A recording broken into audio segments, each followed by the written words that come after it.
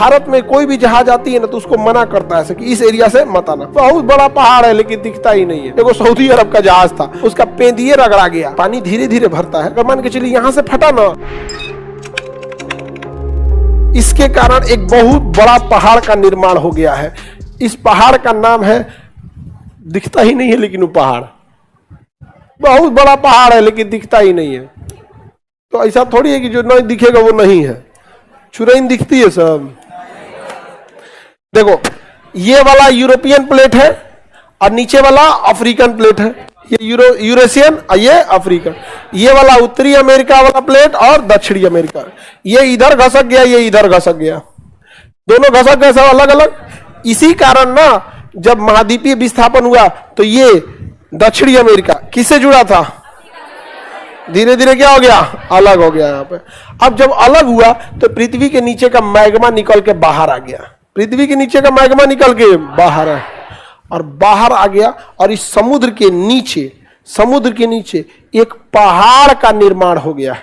और वो पहाड़ की लंबाई तनी मनी नहीं है कि यहाँ से शुरू होकर वहां खत्म हो जाएगा। 7000 किलोमीटर, 7000 किलोमीटर इतना बड़ा दरार पड़ा है। और वहां से ठीक हुआ दरार पड़ा है, वहां से मैग्मा निकल पहाड़ बन गया। इसलिए ये नहीं कि कोई बड़का जहाज टाइटेनिक नहीं है, हेल दिए पार से ऊपर पेंदिए लौट जाएगा। ये नहीं कि जहाज लेके चल दिए, चलो रगड़ा जाएगा नीचे पेंदिए चल जाएंगे काम से। उसका रास्ता है किस एरिया से क्रॉस करना है, कहां पे पहाड़ कम है, समझा गया। या कहीं कहीं बम लगा के उड़ा दिया है, सब रास्ता में पड़ रहा था, उसी एरिया से ले जाना होता है। ये नहीं कि आपका मन है चलो नीचे का रगड़ा जाएगा पेंदिया, क्योंकि 3-4 तल्ला वो नीचे घुसा रहता है। इसी को हम लोग कहते हैं कटक। क्या कहेंगे, कटक।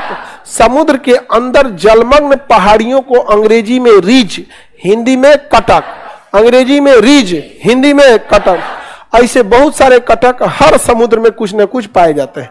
एक अरब सागर में भी यहाँ कटक है, भारत के पास ही कटक है। तो भारत में कोई भी जहाज आती है ना तो उसको मना करता है कि इस एरिया से मत आना। देखो सऊदी अरब का जहाज था, उधर दरेले लेके घुस गया उसका पेंदिए रगड़ा गया। वो तो जलमग्न था, नीचे दिख नहीं रहा था, और रगड़ा के उसका पेंदिए फट गया बीचों में से। अब वो कह रहा है Indian coast guard help us, 1 घंटा टाइम में हम डूब जाएंगे। पानी धीरे धीरे भरता है और जहाजों में ना दरवाजे होते हैं, चेंबर। अगर मान के चलिए यहाँ से फटा ना तो ऐसा नहीं कि जहाज एकदम पूरा खोखला रहेगा कि एक ओर से पानी घुसा तो धरधरेले घुस जाएगा, तो उस चेंबरवा बंद कर देगा, तो बस एक के रूम में घुसेगा और फिर धीरे धीरे तोड़ फोड़ मचाएगा, उसको दूसरे में जाएगा, तीसरे में जाएगा। तो कई चेंबर होते हैं यहाँ पे, इसलिए एक में भर गया तो दूसरे में, अब इसमें पानी भरेगा तो कोई चेंबर नहीं है इसमें। तो कटक समझ में आ गया। तो ऐसे आया तो विनाशी, ऐसे गया तो संरचनात्मक। विनाशी प्लेट की गति को हम अभिसारी कहते हैं, संरचनात्मक प्लेट को अपसारी कहते हैं। मध्य महासागरीय कटक कहते हैं। मध्य मतलब बीच में, महासागर मतलब महासागर के, कटक मतलब समुद्र के नीचे की पहाड़ी। मध्य महासागरीय कटक इतना बड़ा एरिया है, इस पे सीधे लेके नहीं जा सकते, यहाँ पे गड़बड़ा जाएगा यहाँ पे। लेकिन ये मैग्मा निकला है, कटकवा को फोड़ेंगे ना तो इसमें तांबा, सोना, चांदी, कोयला, अल्मुनियम यही सब मिलेगा। समझ में आ गया कि नहीं आ गया।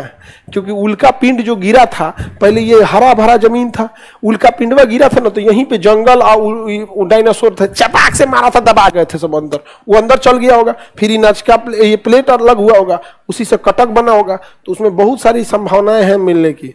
समझ में आ रहा है कि नहीं आ रहा है।